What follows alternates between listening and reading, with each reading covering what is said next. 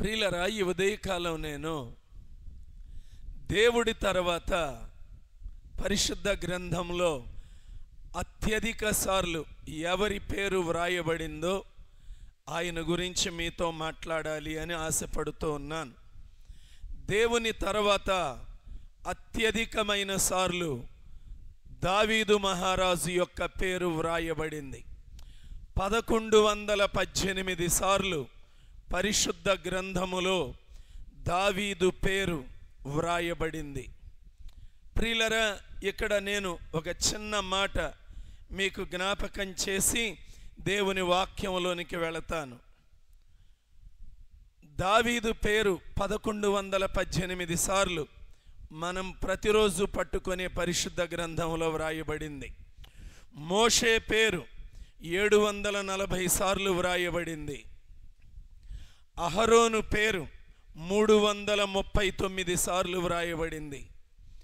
అబ్రహాము పేరు 306 సార్లు వ్రాయబడింది. సొలొమోను పేరు 295 సార్లు వ్రాయబడింది. యాకోబు పేరు 270 సార్లు వ్రాయబడింది. యోసేపు పేరు 208 సార్లు వ్రాయబడింది. యెహోషువ పేరు 197 సార్లు వ్రాయబడింది. పౌలు గారి పేరు 185 సార్లు వ్రాయబడింది. పేతురు గారి పేరు 166 సార్లు వ్రాయబడింది. ఇర్మియా గారి పేరు 136 సార్లు వ్రాయబడింది. ఇక సమూయేలు పేరు 135 సార్లు వ్రాయబడింది. ప్రియులారా, మన పేరు బైబిల్లో వ్రాయబడే అవకాశం లేదు, కానీ జీవ గ్రంథములో వ్రాయబడే అవకాశం ఉన్నది. నేను ఒకటే ప్రశ్న అడుగుతున్నాను, వీరి పేర్లు ఇన్నిసార్లు, మరలా రిపీట్ చేస్తున్నాను, దావీదు పేరు 1118 సార్లు, మోషే పేర్లు 740 సార్లు, అహరోను పేరు 340 సార్లు, అబ్రహాము 339 అహరోను పేరు, అబ్రహాము పేరు 306 సార్లు, సొలొమోను పేరు 295 సార్లు, యాకోబు పేరు 270 సార్లు, యోసేపు పేరు 208 సార్లు, యెహోషువ పేరు 197 సార్లు, పౌలు గారి పేరు 185 సార్లు, పేతురు పేరు 166 సార్లు, ఇర్మియా పేరు 136 సార్లు, సమూయేలు పేరు 135 సార్లు వ్రాయబడింది. మన పేరు జీవ గ్రంథంలో ఒక్కసారన్నా వ్రాయబడిందా? ఒక్కసారి రాయబడితే ఇట్స్ ఎనఫ్, అది చాలు. ప్రియులరా, మరి వీరి పేర్లు ఇన్నిసార్లు వ్రాయబడినాయి, మన పేరు ఒక్కసారైనా వ్రాయబడిందా? అది మాత్రం నేను ఖచ్చితంగా అడగదలుచుకున్నాను. అది భూమి మీద ఉండగానే వ్రాయబడుతుంది.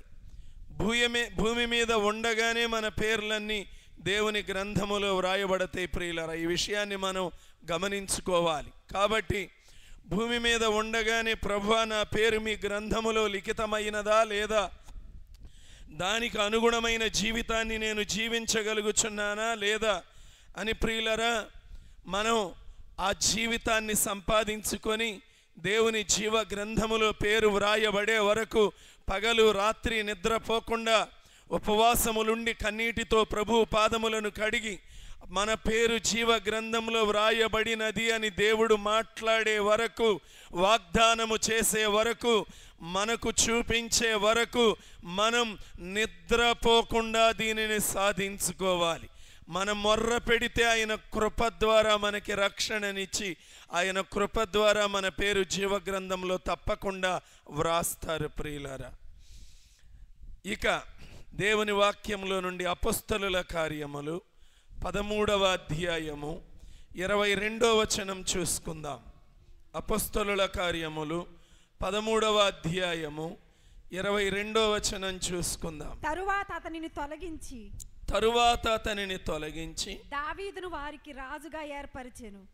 మరియు ఆయన, నేను యెషీ కుమారుడైన దావీదును కనుగొంటిని. ఎక్కడి నుంచి చదువుతున్నారు? 21, 22 దయచేసి. ఆ తరువాత వారు రాజు కావలనను కోరగా, ఓకే, దేవుడు బెన్యామీను గోత్రీకుడును కీషు కుమారుడునైన సౌలును వారికి 40 ఏండ్ల వరకు దయచేసెను. తరువాత అతనిని తొలగించి దావీదును వారికి రాజుగా ఏర్పరిచెను. మరియు ఆయన, నేను యెషీ కుమారుడైన దావీదును కనుగొంటిని. అతడు నా ఇష్టానుసారుడైన మనుష్యుడు, అతడు నా ఉద్దేశములన్నీ నెరవేర్చునని చెప్పి అతనిని గూర్చి సాక్ష్యమిచ్చెను. థ్యాంక్ యూ అమ్మా. ప్రభునందు ప్రియులారా, ఇక్కడ మనం చూసినటువంటి దేవుని వాక్యంలో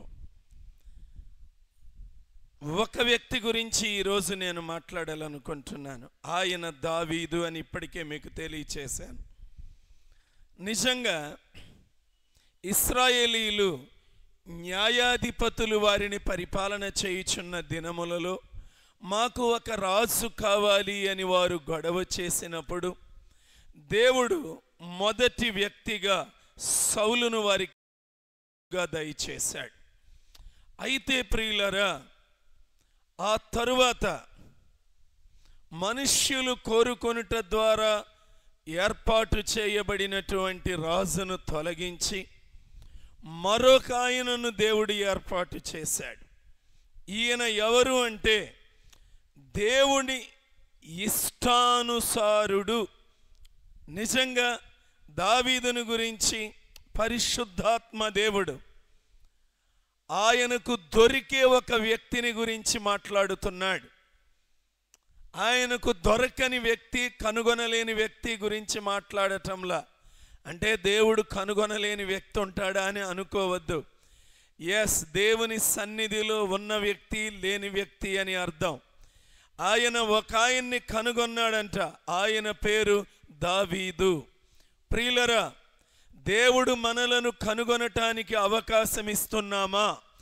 దేవుడు కనుగొనటానికి అవకాశమున్న ప్రాంతములలో జీవించుచున్నామా? దేవుడు మనలను కనుగొని వాతావరణములోనే మనం ఉండగలుగుతున్నామా? మన బిడ్డ తప్పిపోతే ఎక్కడ వెతుకుతాం?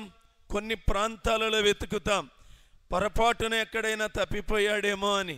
అంతేకాని జూదశాలల్లో, త్రాగుడుశాలల్లో, వ్యభిచారశాలల్లో మన బిడ్డలను ఎక్కడ పడితే అక్కడికి వెళ్ళి వెతకం. ప్రియులరా, మనం దొరికే ప్రాంతాలు, మన బిడ్డలు ఎక్కడుంటారు, అరే పొరపాటున వీళ్ళు దారి తప్పి వెళ్ళారే, అయ్యో మార్గం పొరపాటు పడ్డారే, కన్ఫ్యూజ్ అయ్యారే అని కొన్ని ప్రాంతాలలోనే వెతుకుతాం. అక్కడ దొరుకుతారు మన బిడ్డలు. కానీ అలాగా దావీదు దొరికాడు. ఆయన ఉండవలసిన ప్రాంతంలో ఉన్నాడు. దేవుడు ఏర్పాటు చేసిన హద్దుల్లో ఉన్నాడు. దేవుడు కోరుకున్న ప్రాంతాలలో నివాసం చేస్తున్నాడు. అందుకని దేవుడు ఆయన్ని కనుక్కున్నాడు. ఆయన గురించి చెప్పబడిన అతి ప్రాముఖ్యమైన మాట, దావీదట దేవుని ఇష్టానుసారుడు, మరొక పదములో దేవుని హృదయానుసారుడు.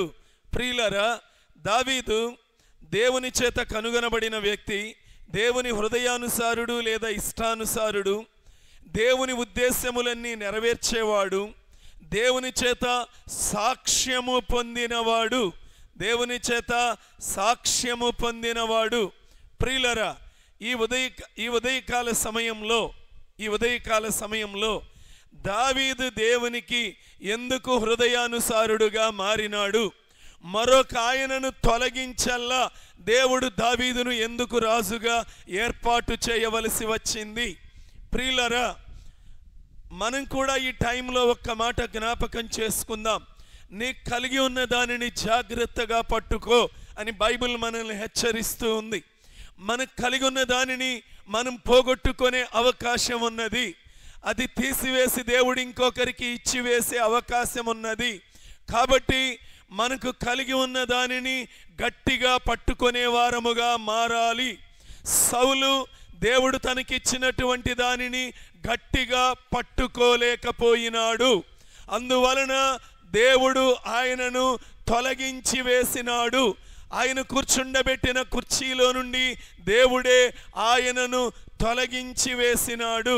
ప్రియులరా, దేవుడు దావీదును ఎందుకు కోరుకున్నాడు? దావీదులో ఉన్న గొప్ప గుణలక్షణాలు ఏమిటి? కొన్ని నేను మీకు సమయం ఉన్నంత వరకు అతి ప్రాముఖ్యమైనవి కొన్నింటిని నేను మీకు తెలియచేస్తాను. మొట్టమొదటిగా దేవుడు దావీదును కోరుకోవటానికి మొదటి కారణము ఏమిటి అంటే, దావీదు దీనుడైన వాడు, విధేయత కలిగినటువంటి వాడు. ప్రియులరా, ఈ మాట నాకెలా తెలిసింది అంటే, దేవుని వాక్యంలో దావీదుని గురించి 2 వచనాలు వ్రాయబడి ఉంటాయి. నీ కుమారులందరూ ఇక్కడే ఉన్నారా అంటే, కడసారి వాడు ఇంకొకడు ఉన్నాడు, వాడు గొర్రెలను మేపుతున్నాడు అంటాడు. 1 సమూయేలు 16వ అధ్యాయం 11వ వచనములో తండ్రి అయినటువంటి యెషై. అనగా ఆ దినాలలో సహజంగా జరిగేటువంటిది ఏంటి అంటే, ఇంటిలో చిన్న బిడ్డలు ఇంటి దగ్గర ఉంటారు, పెద్దవాళ్ళు గొర్రెలను తోలుకొని వెళుతూ ఉంటారు. మీకు అందరికీ తెలుసు, యాకోబు యొక్క 10 మంది కుమారులు గొర్రెలను తోలుకొని, మందను తోలుకొని కాపలా కాయటానికి, మందలను మేపటానికి తోలుకొని వెళతారు. చిన్నవాడైన యోసేపు తండ్రి దగ్గర ఇంటి దగ్గర ఉన్నాడు. కానీ యెషై ఇంటిలో వాతావరణం వేరు. ప్రియులారా, పెద్దవారందరూ ఇంటి దగ్గర ఉన్నారు, చిన్నవాడైనటువంటి దావీదుని గొర్రెలు కాయటానికి పంపించినారు. అయితే ఆయన గురించి, ఆయన తండ్రి మాటకు లోబడే దీనమైన మనస్సు కలిగిన వాడు, అది దీనిని గురించి అర్థమవుతుంది. విధేయత కలిగిన వాడు అని అర్థమవుతుంది. ఇంకా నేను ఎలా చెప్పగలను ఆయన దీనుడు అని అంటే, 78వ కీర్తన 70వ వచనములో, ఆ సమయములో ఆయన గొప్ప రాజుగా ఉన్నాడు. ఇశ్రాయేలు 12 గోత్రాలకే రాజు కాదు, దరిదాపు చుట్టుప్రక్కల ఉన్న సుమారు ఒక 40 దేశాలు పన్నులు కట్టేటువంటి మెట్టులో అంత గొప్ప రాజుగా ఉన్నాడు. అలాంటి ఆయన అంటాడు, గొర్రెల దొడ్డిలో ఉన్నటువంటి నన్ను ఆయన పిలిచి తన దాసుడైన దావీదును కోరుకొని. ఎవరంట? దాసుడు. నేను దేవునికి దాసుడిని. ఎంత తగ్గించుకుంటున్నాడు, ఎంత దీనుడుగా మాట్లాడుతున్నాడు. గొర్రెల దొడ్లలో నుండి అతని పిలిపించాను. తన స్థితిని చెప్పుకోవటానికి ఎన్నడూ దావీదు సిగ్గుపడేవాడు కాదు.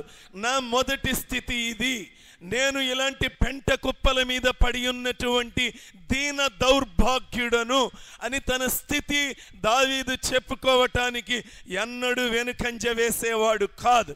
ప్రియులరా, ఎవరైనా గొప్ప స్థానములోనికి వెళ్ళిన తరువాత మొదటి స్థితిని మరిచిపోతారు. నేను చదువుకునే రోజుల్లో ఒక కథ ఉండేది ప్రియులరా. ఒక సమయంలో ఒక పల్లెటూరులో ఉన్నటువంటి ఒక స్త్రీని రాజుగారు చూస్తాడు. ఆ రాజుగారు ఆ పల్లెటూరులో గుండా ఒకసారి తన దేశ ప్రజలను చూసుకుంటూ వెళుతూ ఉంటే, ఒక స్త్రీ ఆయన మనస్సును, ఆమె అందము చూరగుంటుంది. చూరగొన్నప్పుడు ఆమెను ఆయన రాణిగా స్వీకరించిన తర్వాత సరే రాణిగా చేసుకుంటాడు, తీసుకెళ్ళి తన భార్యగా చేసుకుంటాడు. కొంతకాలం అయిపోయిన తరువాత, అయ్యా ఒక్కసారి మా ప్రాంతాన్ని చూడాలనిపిస్తూ ఉంది అంటే, రాజుగారు మరలా రాణిగారిని వెంటబెట్టుకొని వాళ్ళ సొంత గ్రామం వైపు వస్తాడు. వస్తే కొంతమంది ఏం చేస్తూ ఉంటారు అంటే, అక్కడ పల్లెటూరులో ఉన్నవారు ఆ పేడతో పిడకలు చేసి అక్కడున్న చెట్టుకేసి కొడుతూ ఉంటారు.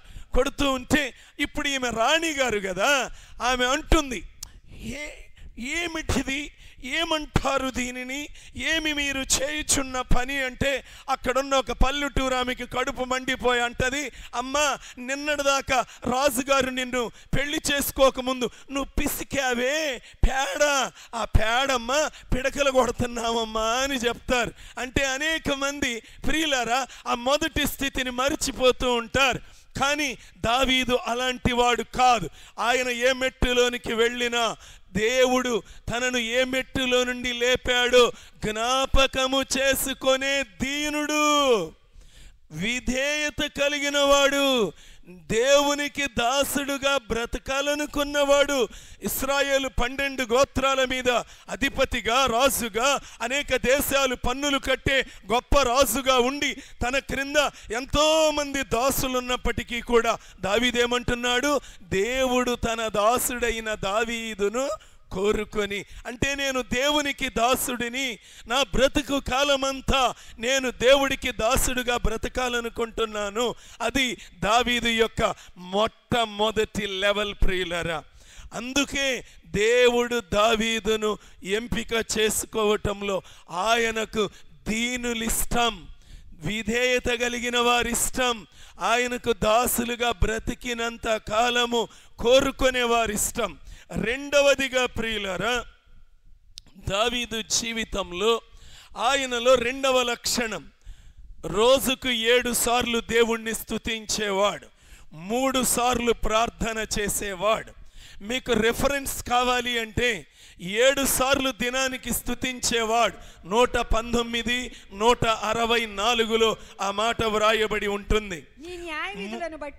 ఓకే, 3 సార్లు ప్రార్థన చేసేవాడు. 55వ అధ్యాయము 17వ వచనంలో దినానికి 3 సార్లు ప్రార్థన, 7 సార్లు స్తుతులు చెల్లిస్తూ ఉండేవాడు. ఇంత ప్రార్థనాపరుడు కాబట్టి, ఇంతగా దేవుణ్ణి స్తుతించేవాడు కాబట్టి, ఈ రోజున పాటల రచయితలు ఎవరు పాట రాసినా సరే ఆయన రాసినటువంటి ఆ 70 కీర్తనలు దాటి 70 కంటే ఎక్కువ కీర్తనలు ఆయన రాసినవే ప్రియులారా. ఆయన రాసిన కీర్తనల్లో ఉన్న పదాలు వాడుకోకుండా ఈ రోజుల్లో భక్తులకు ఒక పాట ముగించటం సాధ్యము కాదు అంటే అతిశయోక్తి లేదేమో ప్రియులారా. అంత గొప్పవాడు, ప్రార్థనాపరుడు, స్తుతించే హృదయము కలిగినటువంటి వాడు, ఎల్లప్పుడూ తన హృదయమును ప్రార్థనతో స్తుతులతో నింపుకొనేవాడు. ప్రియులారా, వ్యర్థత్వముతో కాదు, సమయమును వ్యర్థంగా చెత్తతో, వ్యర్థమైన సంభాషణలతో తన సమయమును పాడు చేసుకునేవాడు కానే కాదు. 7 సార్లు స్తుతి, 3 సార్లు ప్రార్థన, లేకపోతే దావీదుకు నిద్ర పట్టేది కాదు ప్రియులారా.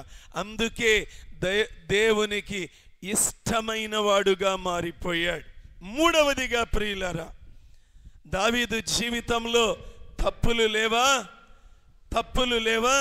ఖచ్చితముగా దావీదు జీవితంలో తప్పిదములు ఉన్నాయి ప్రియులారా. మనం మొదటి చదువుకున్న వాక్యంలోనే సౌలును తొలగించి దావీదును రాజుగా ఏర్పాటు చేసుకొనెను. అతి ప్రాముఖ్యమైనది ఏమిటో తెలుసా ప్రియులారా? ఎందుకు ఆయనను త్రోసివేశాడు అంటే, దావీదు కూడా తప్పిదం చేశాడు, సౌలు రాజు తప్పిదం చేశాడు. ఇద్దరిలో తప్పిదాలు ఉన్నాయి. కానీ సౌలును తోసివేయటానికి కారణం ఏంటి? దావీదు ఇష్టానుసారుడిగా. నిజానికి సౌలు చేసిన పాపం చిన్నది మన దృష్టిలో, మనం ఆలోచన చేసే దానిలో. నిజంగా దేవుని దృష్టిలో కూడా సరే చిన్న పాపం పెద్ద పాపం ఉండవు. కానీ ప్రియులరా, మనం ఆలోచన చేసినప్పుడు సరే అమాలేకీయులకు చెందినవి నిర్మూలన చెయ్యి అంటే ఈయన కొన్ని నిర్మూలన చేశాడు, కొన్నిటిని ఉంచుకున్నాడు. దావీదు తనకు చెందనటువంటి, తనకు కడు నమ్మకస్తుడైనటువంటి,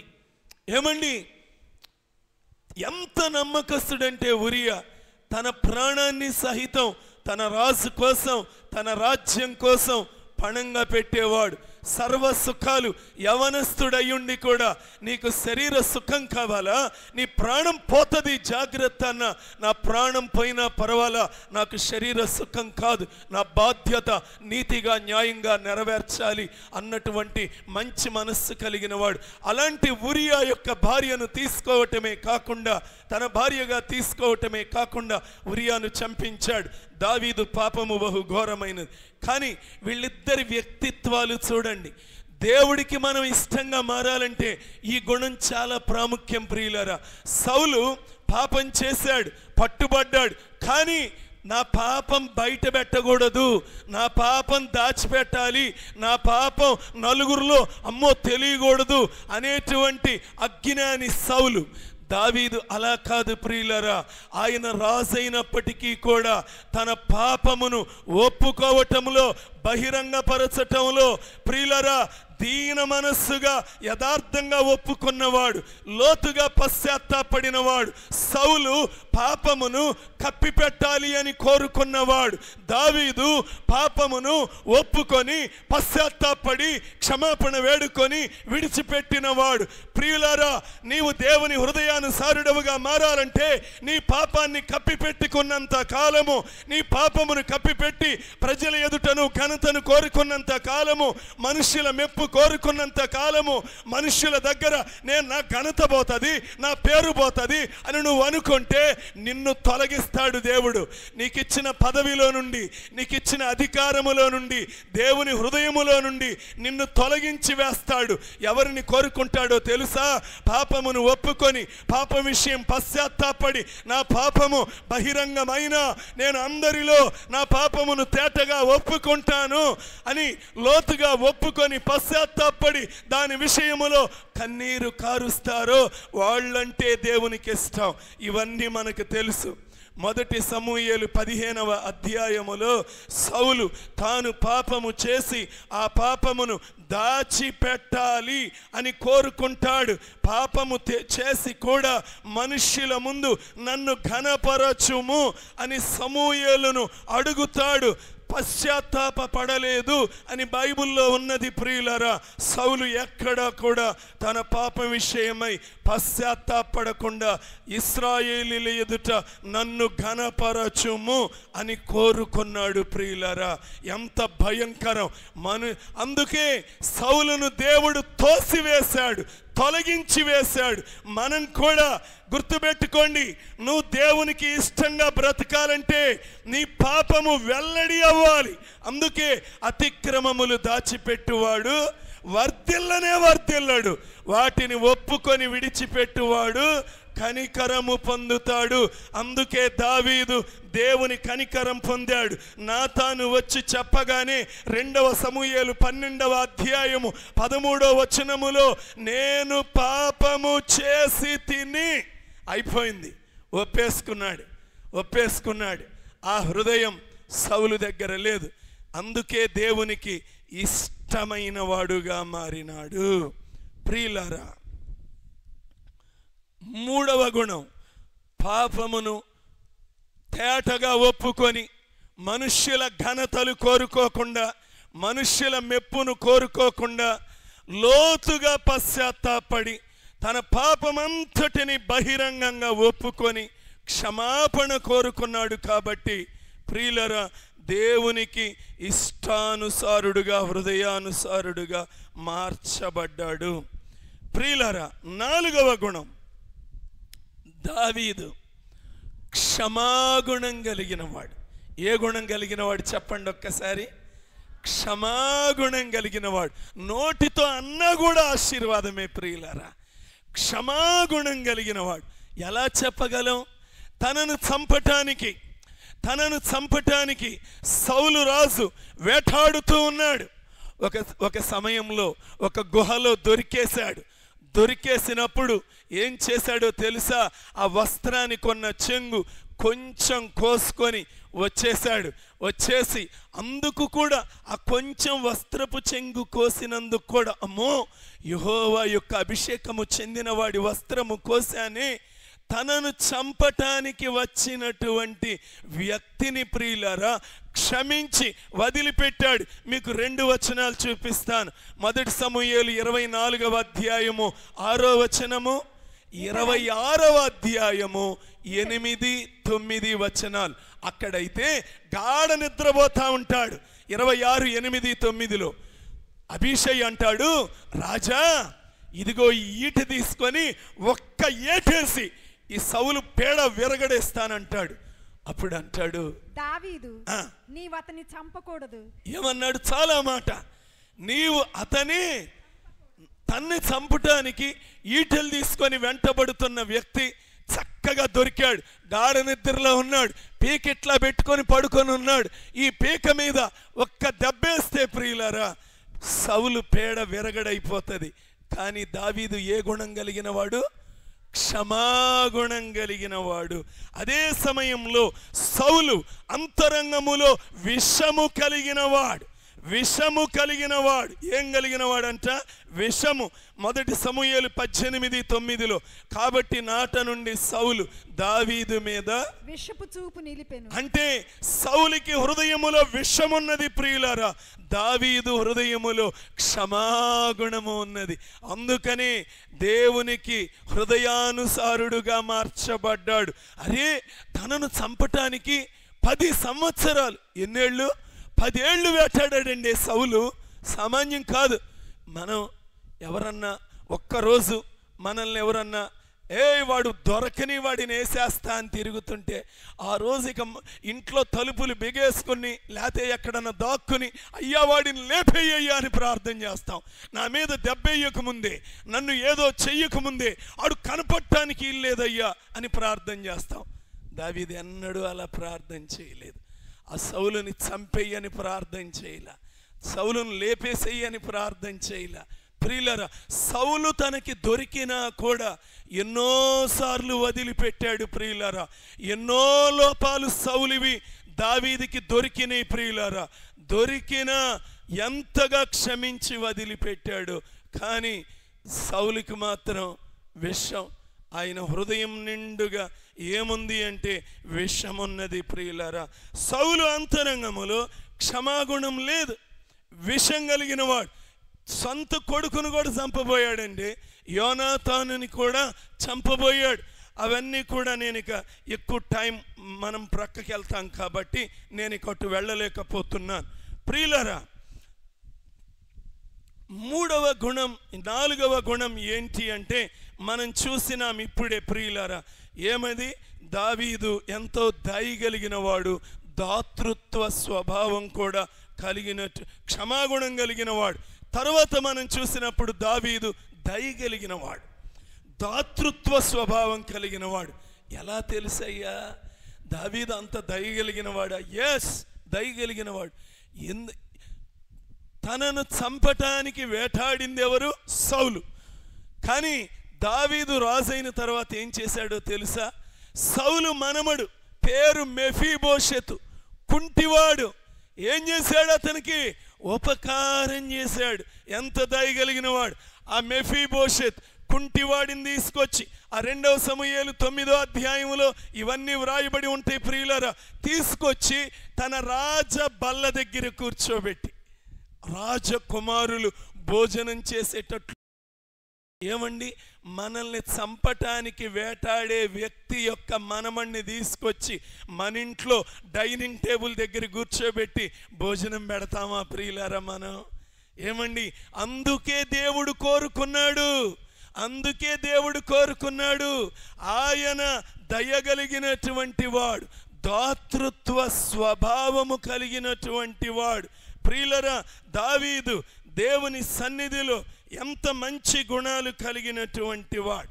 అంతేకాదు, దావీదు దేవుని పరిశుద్ధాత్మను తన దగ్గర నుండి తీసివేయవద్దు అని బ్రతిమిలాడుకున్నవాడు. ప్రియులారా, మీకు ఇప్పుడు తెలుసు, కీర్తన 51:11 చదివేటప్పుడు, అయ్యా నీ పరిశుద్ధాత్మను నా యొద్ద నుండి తీసివేయొద్దు అని ప్రార్థన చేస్తాడు. అదే సమయంలో ప్రియులారా, 1 సమూయేలు 16వ అధ్యాయం 14వ వచనంలో ఆ అంతట దేవుని ఆత్మ, చదువమ్మా, ఏంటంట? యెహోవా ఆత్మ అంట సౌలును విడిచిపోయి. ఇప్పుడు ఈయన ఏం చేయాలి? ఈయన కూడా, అయ్యా మీ ఆత్మ నాకు దూరం అయిపోయిందయ్యా, మీ ఆత్మ లేకుండా నేను బ్రతకలేనయ్యా అని ఏడవాలి. సౌలు ఏడ్చాడా?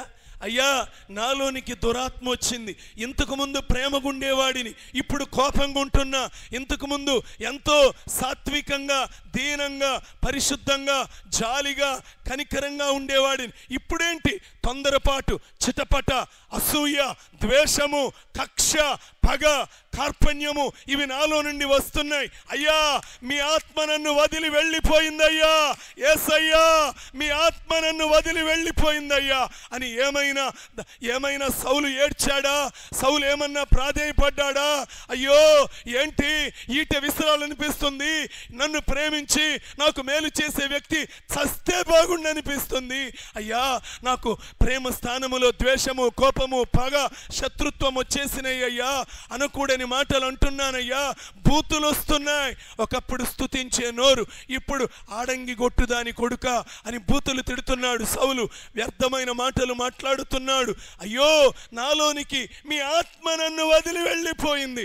ఒకప్పుడు స్తుతించేవాడిని, ఆరాధించేవాడిని, పాటలు పాడేవాడిని, మీకు మహిమ తెచ్చేవాడిని, ఏంటి నా బ్రతికిలా అయిపోయింది, మీ ఆత్మ నన్ను వదిలి వెళ్ళిపోయిందయ్యా అని సౌలు ఏడవలేదు. అదే సమయంలో దావీదు, అయ్యా నీ పరిశుద్ధాత్మ నా దగ్గర లేకపోతే నేను బ్రతకలేనయ్యా, సింహాసనం తీసేస్తావా?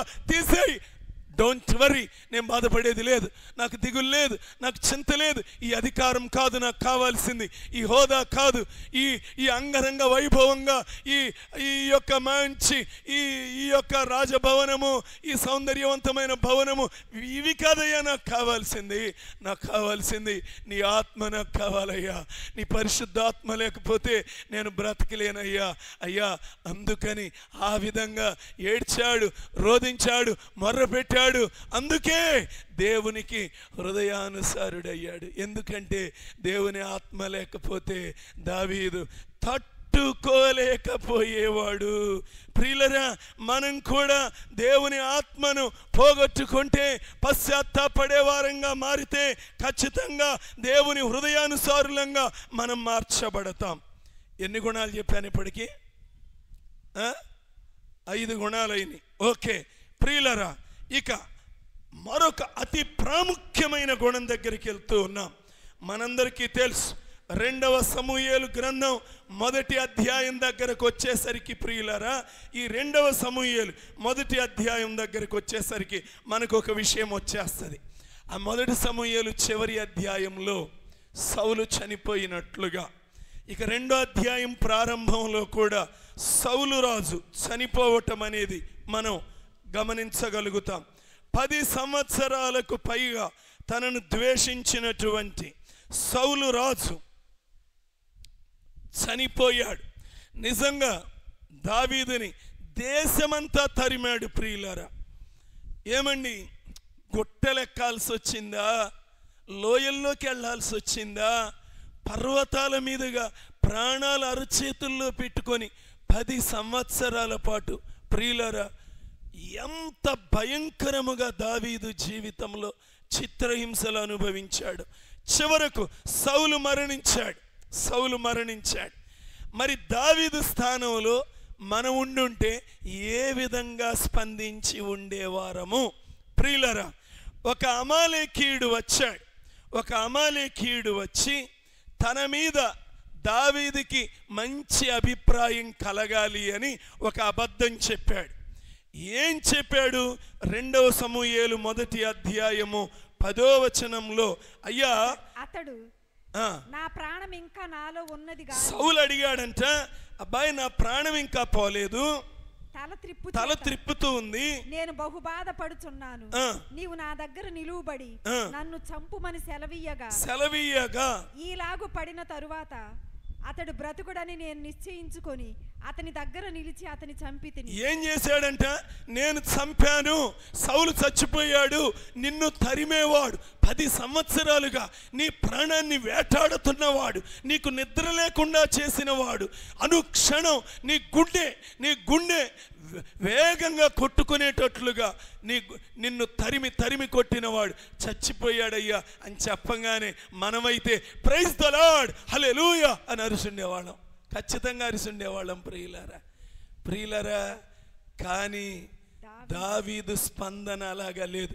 ఈయన అనుకున్నాడు, నేను చంపానని చెప్తే ఇంకేముంది, నన్ను గౌరవిస్తాడు, నాకు పదవిస్తాడు, నాకు హోదా ఇస్తాడు, నన్ను ఘనపరుస్తాడు, తన శత్రువుని చంపే అవకాశం నాకు వచ్చింది కాబట్టి, తన శత్రువుని అడ్డు నేను తొలగించాను కాబట్టి నాకు గొప్ప పీఠమిస్తాడు అని చెప్పి ఇంకా ఏం చేశాడో చూడండి, కంటిన్యూ చేయమ్మా.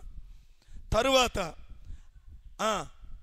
అతని తల మీదనున్న కిరీటమును హస్త కంకణములను తీసుకొని అవి కూడా తీసుకొచ్చి సౌలు తల మీద. నిజానికి జరిగింది ఏంటంటే, వీడు వెళ్ళేసరికే సౌలు చచ్చిపోయి ఉన్నాడు. అది బైబిల్లో క్లియర్గా ఉంది. వీడు అబద్ధం చెప్పాడు. వీడు వెళ్ళేసరికే మనకు తెలుసు అక్కడ కత్తి మీద పడ్డాడంట. ఆ 31వ అధ్యాయం 5వ వచనంలో మొదటి సమూయేల్లో సౌలు మరణమాయనని అతని ఆయుధములు మోయువాడు తానును తన కత్తి మీద పడి అతనితో కూడా మరణమైపోయాడు. అయిపోయింది అక్కడికి. బైబిల్ చెప్పిందంటే అది క్లియర్. కానీ వీడు ఏం చేశాడు? అబద్ధం చెప్పాడు. నాకు ఇదిగో ఈ కిరీటం, ఆ చచ్చిపోయి ఉన్నాడు దగ్గర ఆ కిరీటము, ఆ కంకణాలు అవి పీక్కొచ్చాడు శవం మీద నుంచి. పీక్కొచ్చి నేను చంపా, నేను తెచ్చా, ఇవిగో రాజా అని దావీదుకి ఇస్తే ఘనపరుస్తాననుకున్నాడు. దావీదు ఏం చేశాడో తెలుసా ప్రియులారా? 11వ వచనం. దావీదు ఆ వార్త విని తన వస్త్రములు చింపుకొనెను. అయ్యో, ప్రార్థన చేయటం మొదలు పెట్టాడు, కన్నీరు కార్చటం మొదలు పెట్టాడు. అయ్యో అయ్యో, ఇలాంటి వాడు చనిపోయినాడా? ప్రియులారా, నిజంగా తన శత్రువు చనిపోయినా కూడా ఏమండి, దావీదుని చూస్తే చాలా ఆశ్చర్యం వేస్తుంది. కొండ మీద ప్రసంగంలో యేసు ప్రభువారు చెప్తాడు, 6వ అధ్యాయం లోకాసు వార్త 27-28 వచనాల్లో, నీ శత్రువుని ప్రేమించు, నీ శత్రువుకి మేలు చేయి, నీ శత్రువుకి ఇబ్బంది చేయొద్దు అని కొత్త నిబంధనలో చెప్పాడు. చదువమ్మా. 6:27. నీ శత్రువులను ప్రేమించుడి, మిమ్మును ద్వేషించు వారికి మేలు చేయుడి, మిమ్మును శపించు వారిని దీవించుడి, మిమ్మును బాధించు వారి కొరకు ప్రార్థన చేయుడి, నిన్ను ఒక చెంప కొట్టువాని వైపు రెండవ చెంప కూడా త్రిప్పు. ఇక్కడ చూడండి, కొత్త నిబంధనలో చెప్పాడు, మిమ్మును ద్వేషించే వారికి మేలు చేయండి, మీ శత్రువులను ప్రేమించండి, మిమ్మును శపించే వారిని దీవించండి. ప్రియులరా, కొత్త నిబంధనలో చెప్పబడిన దాన్ని పాత నిబంధనలోనే దావీదు అమలు చేశాడు. ప్రియులరా, అర్థమైందా మీకు పాయింట్? నిజంగా పాత నిబంధన సిద్ధాంతం ఏంటో తెలుసా? కంటిని కొట్టాడా, కంటిని తీసేయి, పంటిని కొట్టాడా, పన్ను రాలగొట్టు నువ్వు కూడా. కానీ దావీదు మహారాజు పాత నిబంధన కాలంలోనే కొత్త నిబంధనను ప్రియులరా అనుసరించి నడుచుకునేటువంటి గొప్ప వైఖరిని కలిగి ఉన్నాడు. ప్రియులరా, చూడండి, సౌలును దావీదు ఏ మాత్రము ద్వేషించలేదు. దావీదును సౌలు ద్వేషిస్తూ ఉన్నాడు, కానీ సౌలుని దావీదు ఏ మాత్రము ద్వేషించలేదు. ప్రియులరా, సౌలు దేవుని అభిషేకాన్ని అప్పటికి కోల్పోయాడు, అయినప్పటికీ కూడా సౌలు దావీదును ద్వేషించలేదు. నేను ముట్టను, ప్రియులరా, అనగా శత్రువుని సైతము, తనకు కీడు చేయాలని చూస్తున్న శత్రువు మరణమును సైతము చూసి ఆనందించకుండా దుఃఖపడే గుణం కలిగిన వాడు, ఒక ఆత్మ విలువ తెలిసిన వాడు. అయ్యో, సౌలు చనిపోయినాడా అని ఏడ్చినటువంటి వాడు. ప్రియులారా, నా శత్రువు చనిపోయాడని విందు చేసుకోలా, ఆనందపడలా, గంతులు వేయలా, ఇక రాజ్యము అని విర్రవీగల దావీదు ఏడ్చాడు. శత్రువు చచ్చిపోతే ఏడ్చాడు. ప్రియులారా, అందుకే దేవుని హృదయానుసారుడయ్యాడు. శత్రువుని శపించలా, ద్వేషించలా, ప్రేమించాడు. మనమేమో ప్రేమించే వాళ్ళనే ద్వేషిస్తూ ఉంటాం. ప్రియులారా, చిన్న తప్పుని సరి చేస్తే ముఖం ఇంతలావున అయిపోద్ది. ఇక మనం సరిదిద్దుకోం. ప్రియులారా, చిన్న తప్పు సరిదిద్దారే, ఇది నా మేలు కోసమే అని ఎప్పుడూ అనుకోం ప్రియులారా. ప్రేమించే వాళ్ళను కూడా ద్వేషించే హృదయం కలిగి ఉంటాం ప్రియులారా. నీవు ఎప్పుడైతే నిజంగా నిజమైన ప్రేమను కలిగి ఉంటావో ఖచ్చితంగా దేవుడి హృదయానుసారుడుగా మార్చబడతావు. అందుకే దేవుని అభిషేకం సౌలు పోయినా దావీదు సౌలును ముట్టుకోలేదు. సౌలు దావీదును ద్వేషించిన దావీదు సౌలును ద్వేషించలేదు. సౌలు చనిపోతే దావీదు ఏడ్చాడు. అందుకని దావీదు దేవుని హృదయానుసారుడయ్యాడు. ఏడవదిగా ప్రియులరా ఏం చేశాడో తెలుసా? సౌలును గూర్చి విచారిస్తూ ఎలాంటి విలాప గీతం పాడాడో చూడండి, ఏ విధంగా పొగుడుతున్నాడో చూడండి. 2 సమూయేలు 1వ అధ్యాయం 19వ వచనం. ఇశ్రాయేలు నీకు భూషణమగువారు నీ ఉన్నత స్థలముల మీద హతులైరి ఆహాహా బలాఢ్యులు పడిపోయి. అయ్యో బలాఢ్యులు పడిపోయి. బలాఢ్యుడు అంటల్లా యోనాతాను ఒక్కడే ప్రేమించటంలా సౌలును కూడా ప్రేమిస్తున్నాడు. యోనాతాను నా ఫ్రెండ్ కాబట్టి యోనాతాను కోసం విలాప గీతం రాద్దాం అనుకోవటంలా, యోనాతానుని మాత్రమే పొగుడుదాం అనుకోవటంలా, యోనాతానుతో పాటు సౌలుని గురించి కూడా విలాప గీతం రాస్తున్నాడు. అయ్యయ్యో బలాఢ్యులు పడిపోయినారే. ప్రియులరా ఎవరు పడిపోయారంట? బలాఢ్యులు పడిపోయారు. ఎక్కడ పడిపోయింది బలాఢ్యులు? యుద్ధరంగంలో 25వ వచనంలో యుద్ధరంగమందు బలాఢ్యులు పడి ఉన్నారు. 27వ వచనం అయ్యయ్యో బలాఢ్యులు పడిపోయిరి, యుద్ధ సన్నద్ధులు నశించిపోయిరి. ఏమండి, యోనాతాన్ అంటే తన ప్రాణ స్నేహితుడు. తన ప్రాణ స్నేహితుడి కోసం దావీదు ఏడ్చాడు అంటే అర్థం చేసుకోగలం. కానీ అనుక్షణం తనను చంపటానికి ఎదురు చూసిన 10 సంవత్సరాలు, 10 రోజులు కాదు, 10 వారాలు కాదు, 10 నెలలు కాదు, 10 సంవత్సరాలు ప్రియులారా, 10 సంవత్సరాలు సైన్యాన్ని వెంట పెట్టుకొని ఎక్కడ దొరుకుతాడు వీడు అని వెతికినటువంటి సౌలు చనిపోతే అయ్యయ్యో బలాఢ్యులు కూలిపోయారే. సౌలుని మెచ్చుకోవటం. ప్రియులరా సౌలులో ఉన్న మంచితనాన్ని జ్ఞాపకం చేసుకుంటున్నాడు. బలాఢ్యుడు, యుద్ధరంగములో పోరాడినవాడు. ఏమండి, సౌలు యొక్క నెగిటివ్ క్యారెక్టర్ ఏదన్నా దావీదు బయటికి తీసుకొచ్చాడా? చదవండి అక్కడ మీరు. అక్కడ సౌలులో ఉన్నటువంటి సౌలు పట్ల ఏమన్నా తీర్పు తీర్చటం కానీ, నా పట్ల ఇలా చేశాడు కాబట్టి వాళ్ళకి ఇలా జరిగింది అన్నాడా? మన నోట్లో నుంచి ఏమొస్తుంది? నిజం చెప్పండి, నిజం చెప్పండి. మనం ఎందుకు దేవునికి హృదయానుసారులు అవ్వలేకపోతున్నామో తెలుసా? ఇందుకే అవ్వలేకపోతున్నాం. ఎవరికన్నా మనకి శత్రువులకి ఏదన్నా కొంచెం నష్టం జరగానే వెంటనే మన నోట్లో నుంచి వచ్చే మాట, అదిగో వాళ్ళు నా విషయంలో ఇట్లా చేశారు, అందుకే వాళ్ళకి బాగా ఇట్లా జరిగింది. నేను ప్రార్థన చేసా, దేవుడు ఊరుకుంటాడా? నా కన్నీళ్లు దాటిపోతాడా? నీ ప్రార్థన చేదు ప్రార్థన, నీ ప్రార్థన దేవుని హృదయాన్ని సంతోషపెట్టే ప్రార్థన కానే కాదు. నీ శత్రువు కృంగిన దినమున, ఆపద్దినమున నువ్వు నవ్వబాకు అన్నాడు. అది నీ నెత్తి మీదకి వస్తుంది, వాడికి జరిగిందే నీకు కూడా జరిగిద్ది అన్నాడు దేవుడు. శత్రువుకి నష్టం జరిగితే ఆనందపడకూడదు ప్రియులారా. దావీదు ఆనందపడలేదు. తన శత్రువుకి తీర్పు తీర్చలా. తన పట్ల సౌలు ప్రవర్తించిన చేదైన జ్ఞాపకాలు ఎన్నో ఉన్నాయి. ఒక్కటి కూడా జ్ఞాపకం చేసుకోకుండా అన్ని దేవునికి విడిచిపెట్టేశాడు ప్రియులారా. అందుకే దావీదు దేవుని హృదయానుసారుడయ్యాడు. ఎక్కడా కూడా శత్రువులో ఉన్న బలహీనతలు, శత్రువులో ఉన్న చేదు స్వభావము, శత్రువుకు తీర్పు తీర్చే స్వభావము లేకుండా శత్రువులో ఉన్న మంచి గుణాలను మాత్రమే దావీదు జ్ఞాపకం చేసుకొని ఆ సౌలు కోసం ఒక విలాప గీతం రాశాడు. ఒరే, నావలే శత్రువు కోసం ప్రార్థన చేసే మనసుందే దావీదు దగ్గర అని, నా హృదయము దావీదు హృదయము కలుస్తున్నాయే అని దేవుడు దావీదుని తన హృదయానుసారుడుగా అంగీకరించాడు. తరువాత పాయింట్ ప్రియులారా,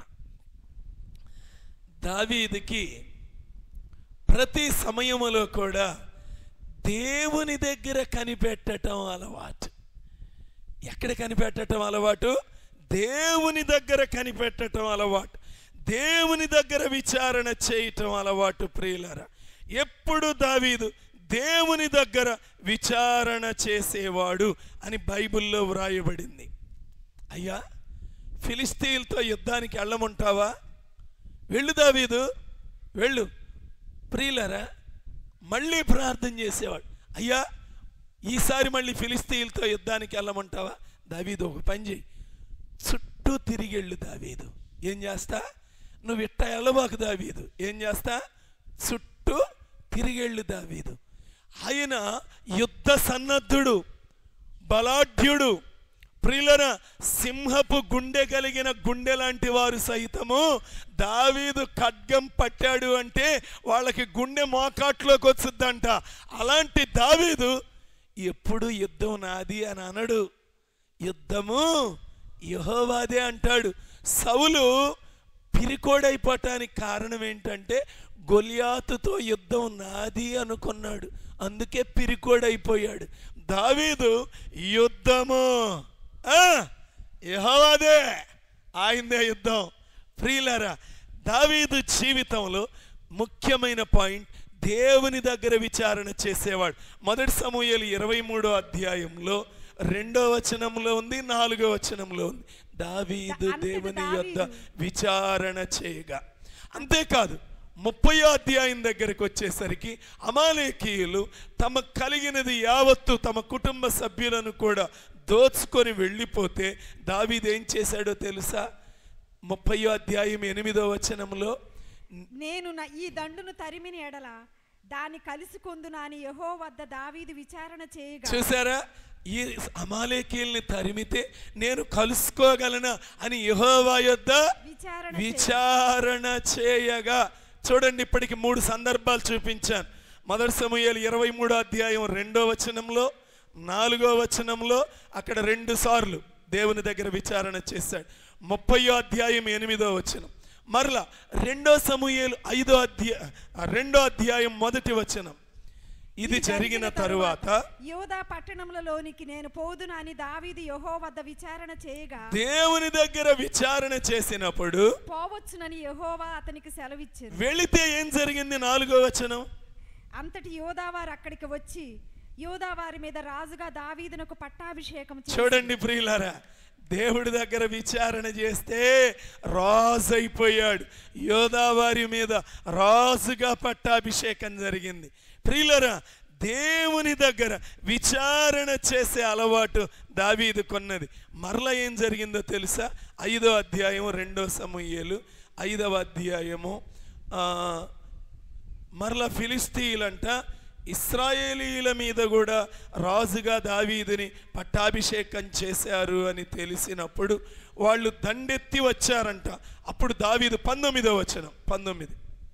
దావీదు నేను ఫిలిస్తీయులకు ఎదురుగా పోయేదనా, వారిని నా చేతికి అప్పగింతువా అని యెహోవా వద్ద విచారించినప్పుడు పొమ్ము, నిస్సందేహముగా వారిని నీ చేతికి అప్పగింతునని యెహోవా సెలవిచ్చెను. ప్రియులారా, చూడండి, పో, నిస్సందేహంగా నువ్వు వారిని నీ చేతికి వారిని నేను అప్పగించబోతున్నాను. ప్రియులారా, చూడండి, దేవుడు ఎంత గొప్ప దేవుడు.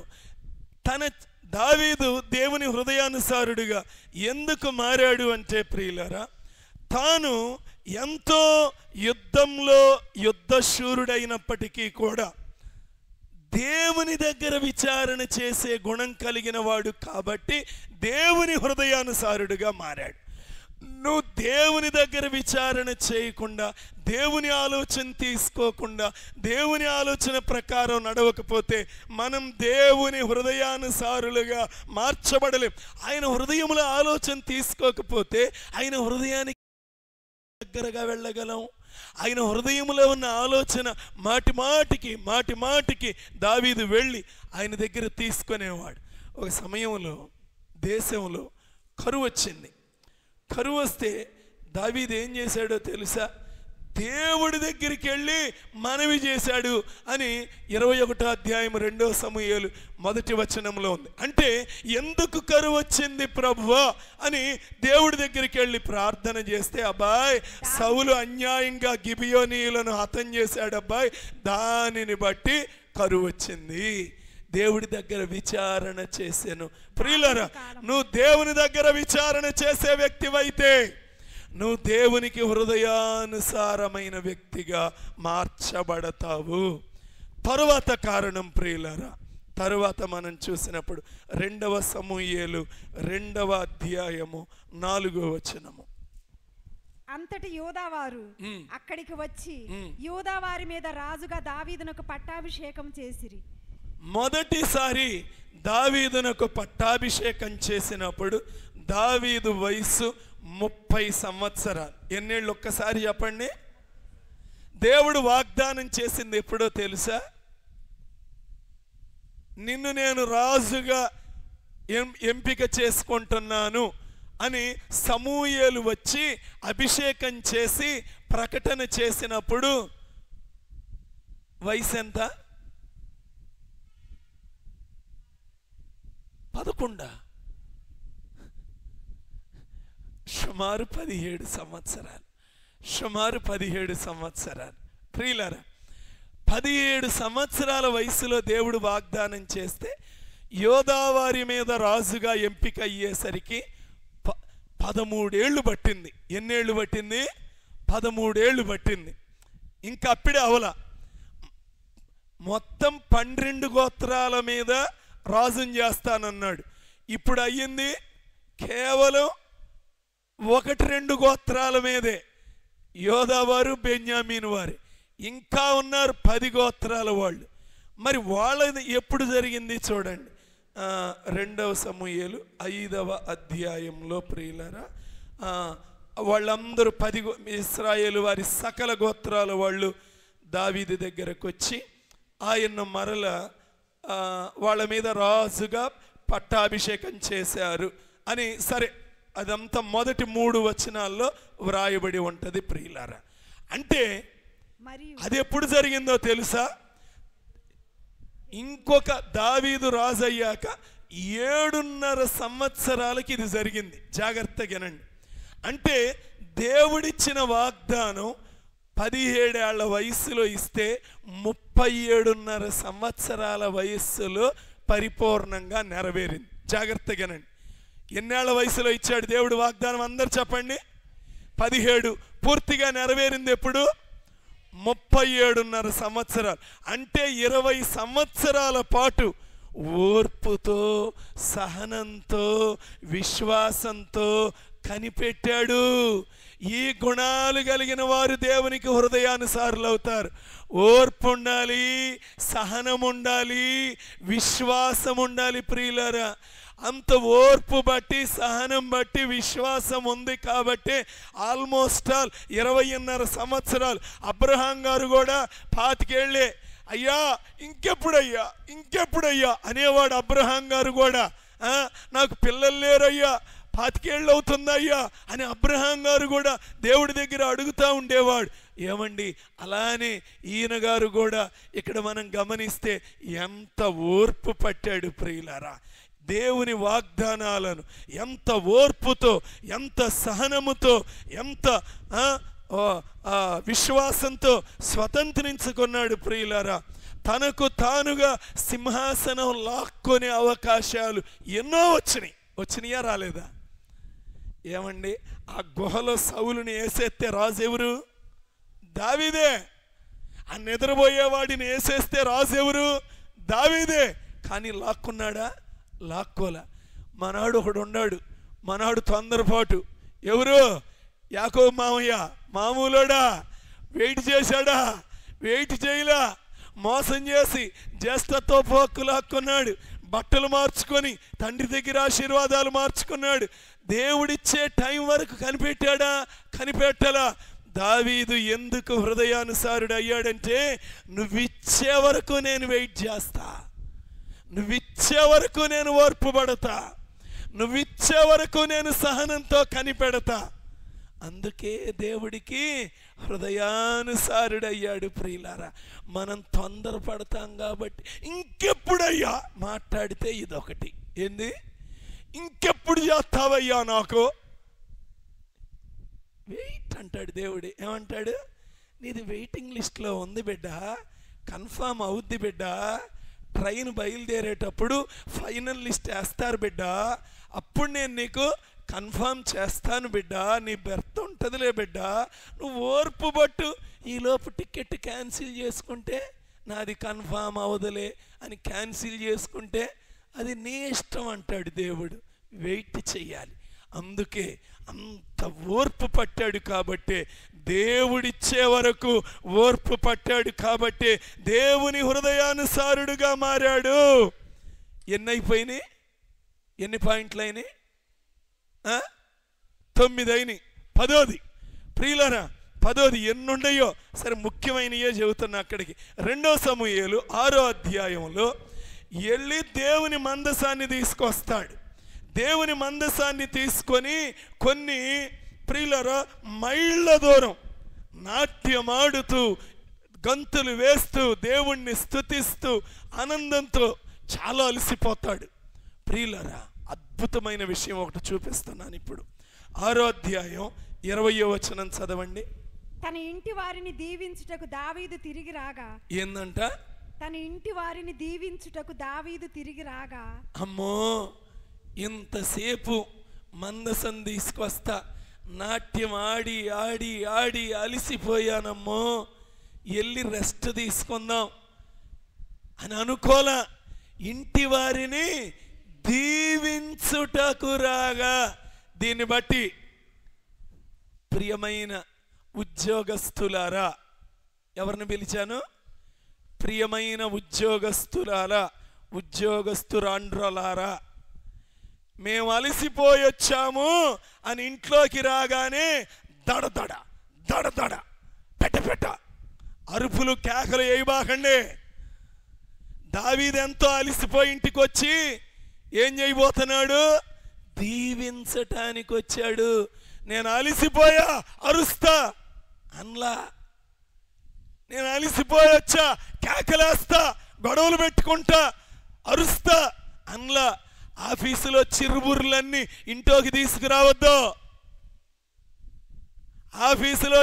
ఆఫీసులో ఉన్నటువంటి నీ టెన్షన్ వాతావరణాన్ని బట్టి ఇంటి దగ్గరికి వచ్చి గొడవలు పెట్టుకోవద్దు. ఇంటిలోనికి దీవెన తీసుకురండి. ఏం తీసుకొస్తారు? ఆమె నానొచ్చుగా, తీసుకురావాలన్న ఆశ ఉంటేగా పోట్లాడదాం అమ్మో అట్టంటే కనుక నేను పోట్లాడి ఛాన్స్ బాగొట్టుకుంటా అన్నట్టుంది. ఎందుకు వచ్చాడంట ఇంట్లోకి? దీవించటానికి వచ్చాడు. ఇక ఇదే టైంలో అబ్బా మొదన్ని చెప్పాడుగా వాక్యం, నువ్వు ఎంత అలిసిపోయి వచ్చినా నేను ఇంటికి వచ్చేసరికి నీళ్లు గాయను, మంచిళ్ళీను, అన్నం వండను, అయినా నువ్వు నోరు మూసుకు కూర్చోవాల్సిందే అనద్దు జ్ఞానవంతురాళ్ళారా.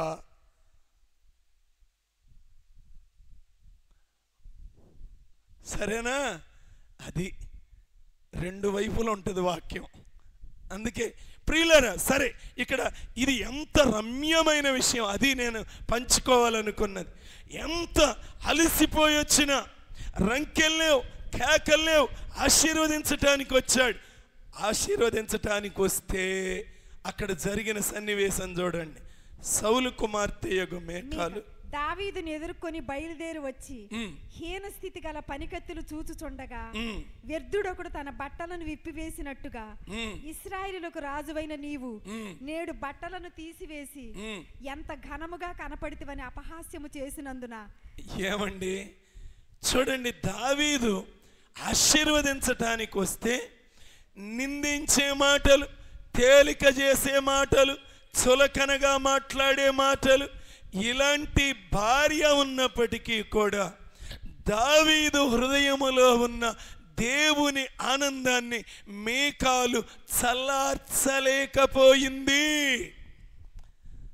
ప్రియులారా, భర్తను చాలా తృణీకరించింది, అపహసించింది.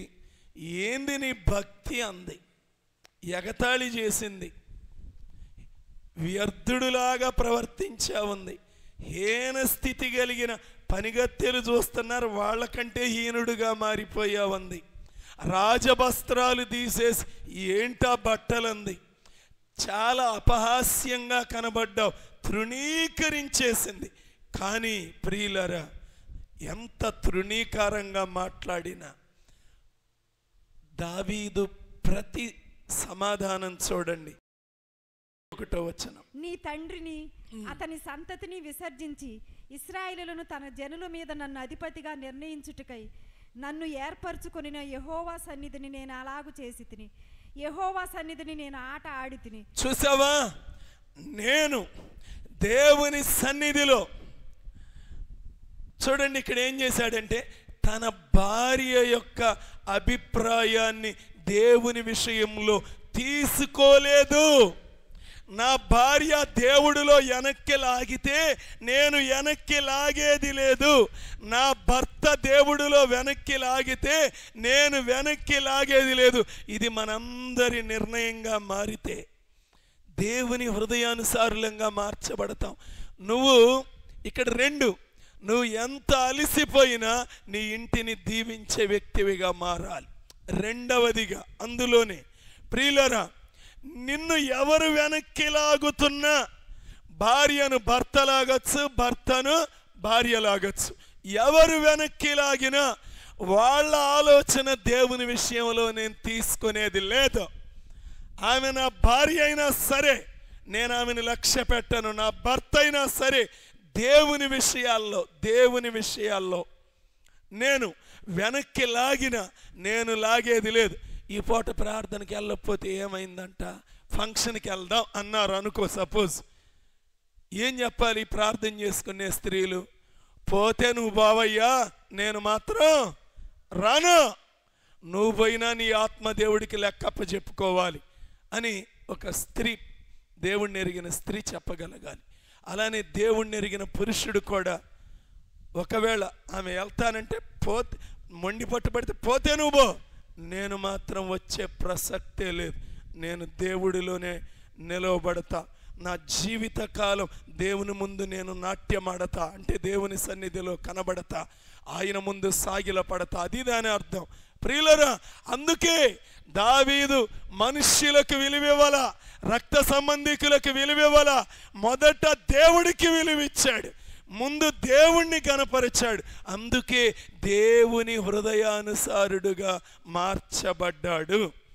తరువాత 10వ ప్రియులరా, 2వ సమూయేలు 7వ అధ్యాయంలో దావీదు హృదయంలో ఒక ఆలోచన వచ్చింది.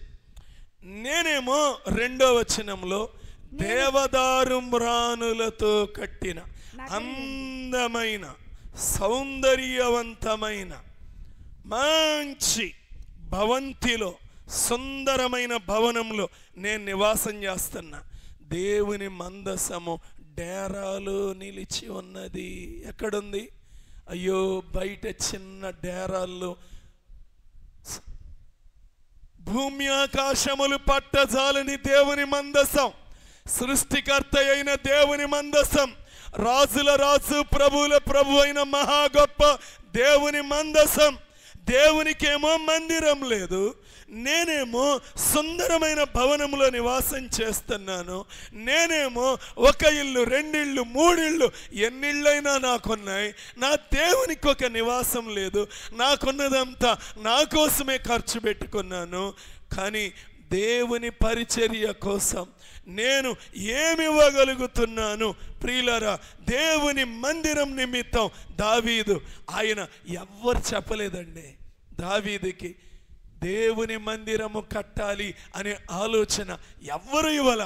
దావీదు హృదయములో నేను దేవునికి ఒక మందిరము ఏర్పాటు చెయ్యాలి అనే ఆలోచన, అనే హృదయాభిలాష దావీదు హృదయంలో కలిగి ఉన్నాడు. అందుకే దేవునికి ఒక మందిరము కట్టాలి అనే ఆశ కలిగి ఉన్నాడు. కాబట్టి ఏం చేశాడు ప్రియులరా? దేవునికి హృదయానుసారుడుగా మార్చబడ్డాడు. దానికోసం ఏం చేశాడో తెలుసా?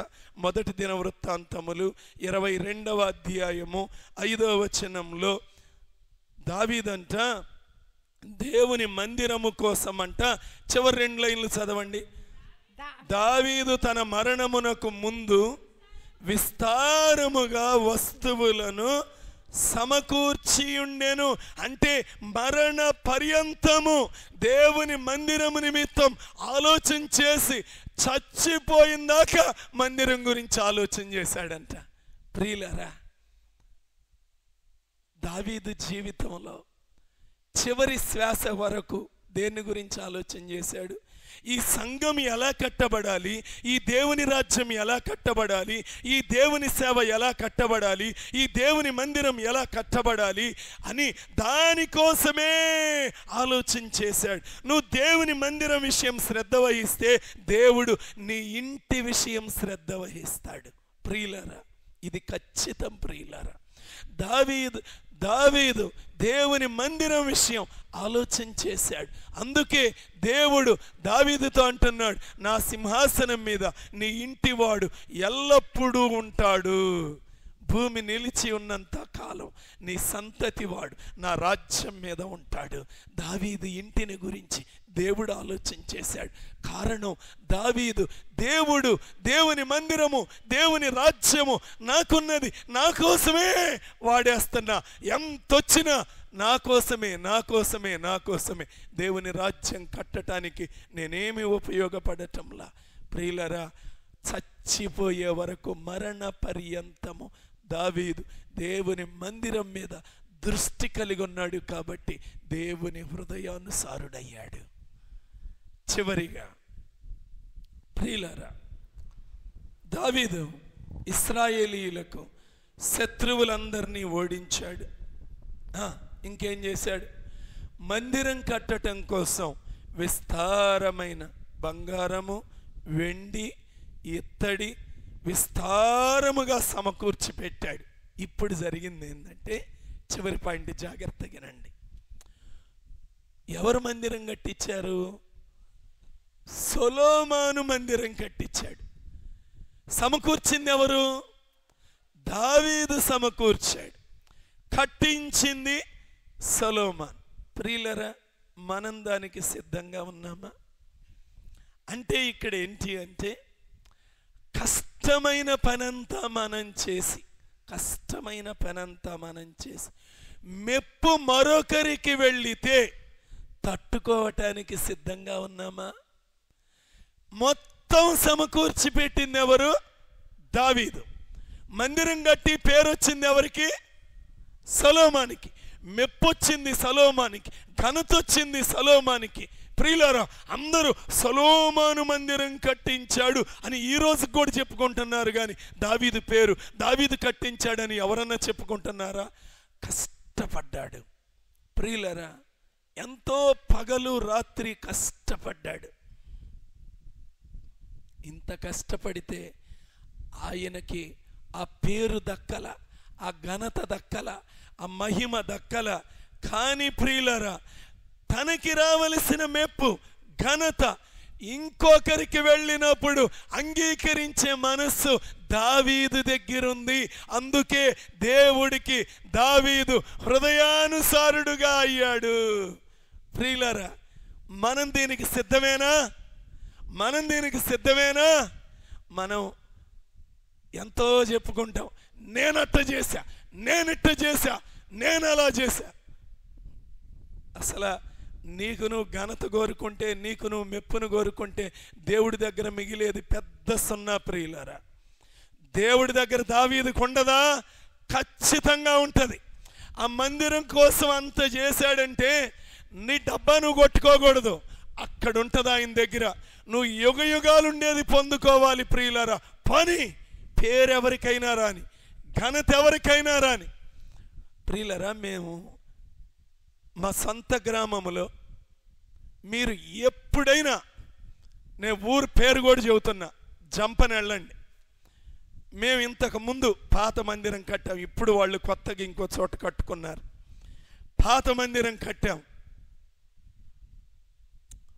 పొద్దున్నే చీకటితో వస్తే అర్ధరాత్రి దాకా నిలబడేవాడిని.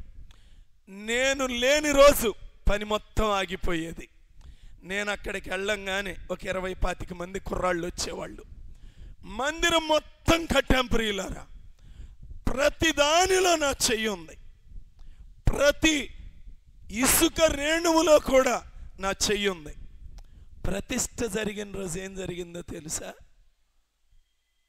ఆ వేదిక మీదకి వచ్చి ఇందులో సహాయపడిన వారు అని పేర్లు చదివాడు చూడండి, అందులో నా పేరు లేదు.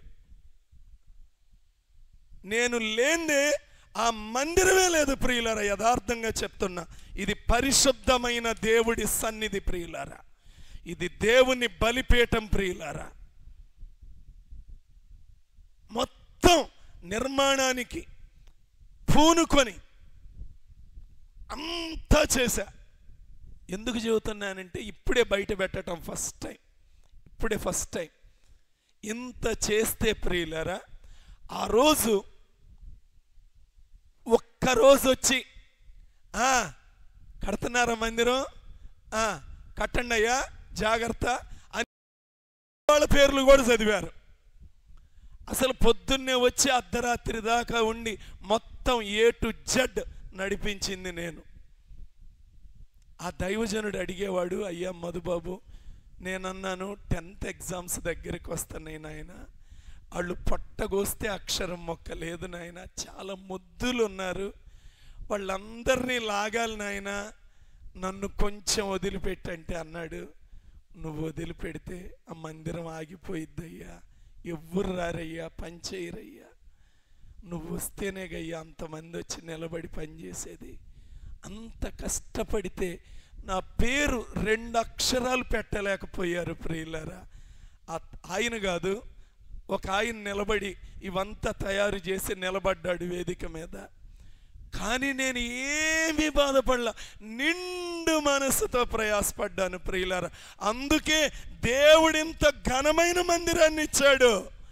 అందుకే ప్రియులారా, ఆయన హృదయాన్ని గెలుచుకున్నాం కాబట్టి ఆ సమయంలో ఇతరులు వచ్చి, ఏంది బ్రదరు అందరి పేరు చదివారు, నీ ఒక్కడి పేరు చదవలేదని నా దగ్గరికి వచ్చి నన్ను కదిలిచ్చిన అందరికీ భోజనం పెట్టాను తప్ప అలిగి పడుకోలా. నా పేరు చదవలేదు, నేనెందుకు పరిచర్య చేయాలి అని వెళ్ళలా. ముందు నడుం కట్టుకొని నిలబడ్డా. అక్కడ A to Z చివరి పేపర్, చివరి ఇస్తరు ఎత్తేసే వరకు కూడా ఊడుస్తా తుడుస్తా అన్నీ చేశాను ప్రియులారా. అందుకే దేవుడి కోసం మనం చేస్తే మెప్పును కోరుకోకుండా, ఘనతను కోరుకోకుండా, దేవుని కోసం మనం చేస్తే ఆయన మనలను కడతాడు. మనకి రావాలనుకున్న మెప్పు, మనకి రావాలనుకున్న ఘనత వేరే వారికి వెళ్ళినా దావీదు హృదయంలో నొచ్చుకునేవాడు కాదు. అందుకే దేవుని హృదయానుసారుడుగా మారాడు. ఇన్ని గొప్ప గుణాలు దావీదులో ఉన్నాయి. ఎన్ని గుణాలు మనలో ఉన్నాయి. అయ్యా, ఎందుకు నా ప్రార్థన వింటం లేదు?